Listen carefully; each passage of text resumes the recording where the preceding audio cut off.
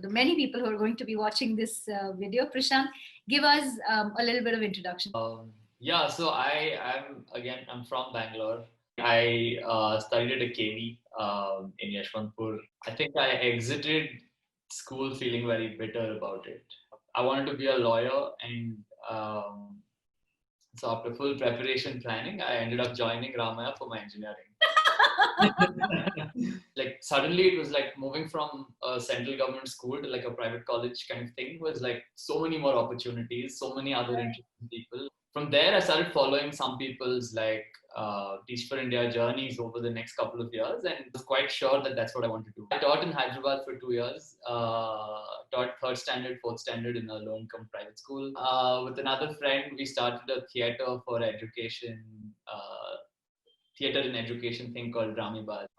Then I had to get a real job, and then like Meekshala was had started in Bangalore, so I joined just after Teach for India. I was there. So then got to Harvard. So I was there for a year. Got really excited by play-based learning, makerspaces. Then got a chance to join MIT for a role where we were studying makerspaces here for the last 1 year. So I want to talk a little bit about the classrooms and the classrooms in Hyderabad. When the same kids now come back to classrooms, who are they going to be? What do you think it's going to be like? My third graders are now in 8th or 9th standard, which is hard to I think they were in 8th, they will be 9th now, like this academic. Sure.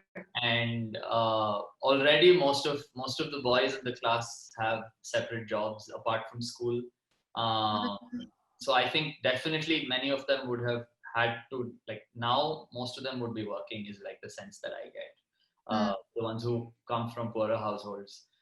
With the girls, it was different, I think, because the expectation isn't there to work at that age, at least in that community. But my sense is many of them will be pushed towards like marriage and all of that like much sooner than otherwise. Like that's the sense I get. Now, if they have to return to school, I don't know who's really going to come back. And so yeah, most of them don't have like smartphones or Zoom or anything. So there's no real like there's nothing. I would say there's no learning happening, but there's no schooling happening right now. There's no schooling happening. Yeah. That's very well put. The realization that, hey, I could learn everything that the school is teaching me, but nothing that I have learned in school is really being of use to me right now. That again has been interesting to look at because some of my students are the youngest kids in the house. Of course. So even if they're coming to 8th or 9th, there are elder siblings already who are working, apart from the parents working. So the expectation for these kids has been you sit home and study. We are going to go do the work. You stay home and study because we want you to study. So there is good intention and all of that, right? But I think right now that's been a big gap. Like we get messages saying like, I don't know what to study. I don't like textbooks aren't here. So I think for them, what is going to be tricky when they come back is they're still going to be expected to write the final exams in March of 21, which is not very far away. Yeah. And the syllabus hasn't reduced. It's a little fuzzy, like my thoughts at this point. But like I sense that there's going to be a lot of like kids are behind quite a bit on basic stuff they'll need for school, and school isn't equipped to bridge, and they're still chasing behind wanting to complete something, whatever that thing is. And the government is very clear on its stance that this is not going to be a 0 year. So you're still expected to pass. The syllabus hasn't been changed or reduced as far as I know. So, yeah. If we had enough opportunity, and that's what I want to make this conversation a little bit about is, what if we had a chance of redesigning the syllabus? Yeah. What should the syllabus for this year entail? My first argument is that in terms of what kids are learning, it has to be pandemic specific. Like nothing else out of the window, because in 6 months, what like doesn't really matter. And the second piece that I feel is getting kids to have the agency to build things. Like, what is it your economy needs you to do right now? Like that's what you're going to want to do anyway. You can be a breadwinner in some way for the family, even though you're in school kind of thing. And I think the third piece, which I feel is whatever is most important, is right now schools are being seen both by parents, by kids, by community as they're going to be places where the virus is going to super spread. Instead of seeing them as super spreaders, you see the schools as places where kids give back. So I think, yeah, those three chunks, and change the curriculum, bring in more like kids building things, and then school contributing to its local system. I think that for me is what stands out the most about what we could do. A lot of us have felt out of place in school a lot of times. So what should be the purpose of education for us now? No, big question. um, Three ways that sort of it's looked like public education is looked at, right? So one, it's seen as you want to build good citizens. So you want children, when they come out of school, to be able to craft a better world around them. Second one is more like new age, and like school should prepare you for jobs. So it's a very like industrial view of the world. And the third piece again is like even like hotly debated, and where schooling is headed today, saying it's a source, it's a way for you to be upwardly mobile. You should be able to come out of school with greater social mobility. There are three prevalent views or ideas or whatever. So I look at the framework often. I don't know where I fall within the framework. So I don't know where we can be. Like, is there a sweet spot, or do we have to choose, or is it not anybody else's to choose, and it's what the kids want to be out of school? Like, I don't know. Like, maybe there's an element of kids wanting to design it themselves, saying this is what I would want to do. But anyway, like some thoughts. What do you think should be like the top 3 things that the schools can talk about when kids come back? So in maybe like if there was like a top few things, I think definitely I feel like the science of a disease, and the science of like dealing with it or creating like stuff. So I would put that like really high up the priority list. Like the second piece would be a lot around, like you were saying, like the well-being, I don't know, physical, mental, all of those layers, if that's the right phrase to use. But giving kids some tools, like if you're feeling anxious, then what do you do? Or if you're feeling like confused, what do you do? Or the third thing is, and definitely like top 3 is when, and like finding out the source of information. Because like I think if anything has stood out in the past, few years since like WhatsApp and all of that, is rumors, and how strong they are and what they can do, and things like that. So maybe like those 3 in order of preference, like knowing the science of it, thinking about your own mental, physical well-being, and then being more aware and informed, I guess. So maybe they would encompass some attempt at changing how school works right now. Who knows? How do you see the role of organizations in the development sector? How do you see their roles changing as the schools reopen? The score of like, at least in education, like there's a lot of these like non-profits that have very like dated programs. Like they don't think beyond the next like 3 months or 4 months. They hit a lot. But in terms of like overall, if I had to think about what would their role look like,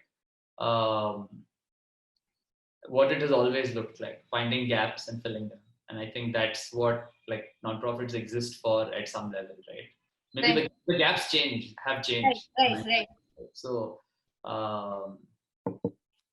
yeah, I don't know. It's a tough question. Like I have no idea what their role could be like, but maybe just different gaps. Even in the sector, there is a hierarchy, right? There is there's either funder or the government sort of driven, like a top-down driven agenda. This whole thing of like what gaps are worthy of filling and what gaps are worthy of money's attention to be filled. So I think kids are already used to it.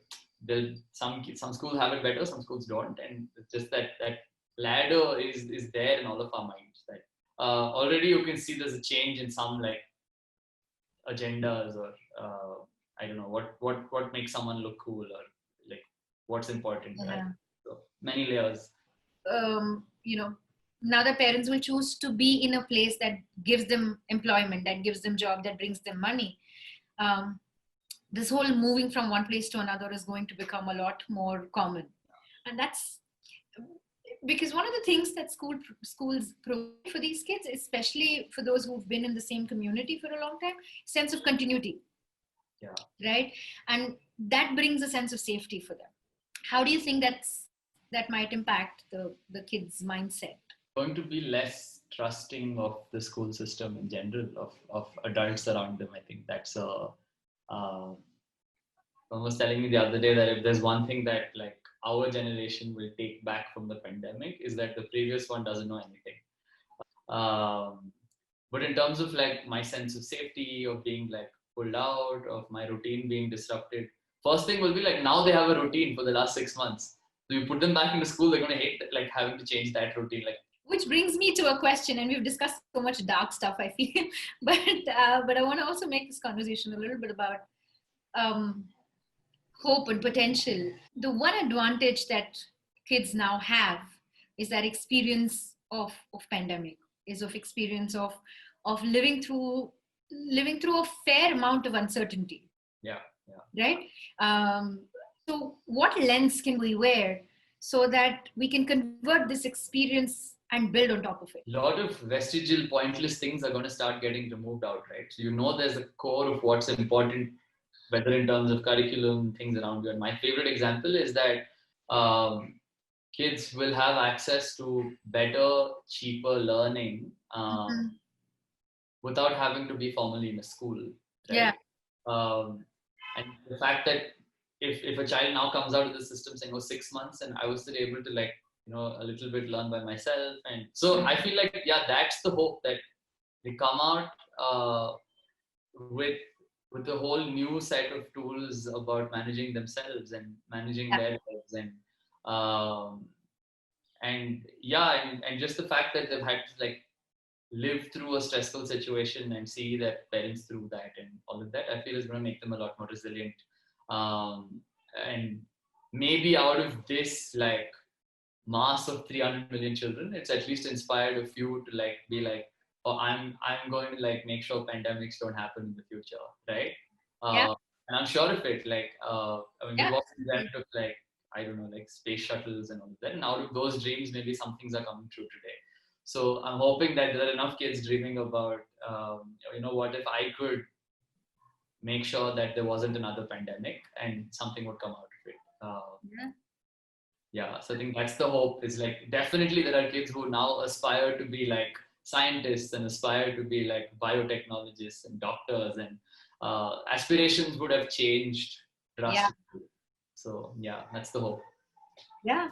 I think we'd all have a better future. Yeah. So, yeah, because there's a lot of hope still. For me, that's the only way, right? To bet our future on them is the only way. Yeah, there's nothing else. Yeah. Thank you so much for the insights that you shared, especially around, frameworks, the discourse on public education that we briefly spoke about.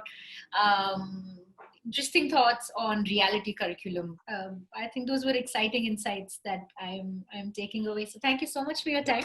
Thank you for listening and engaging.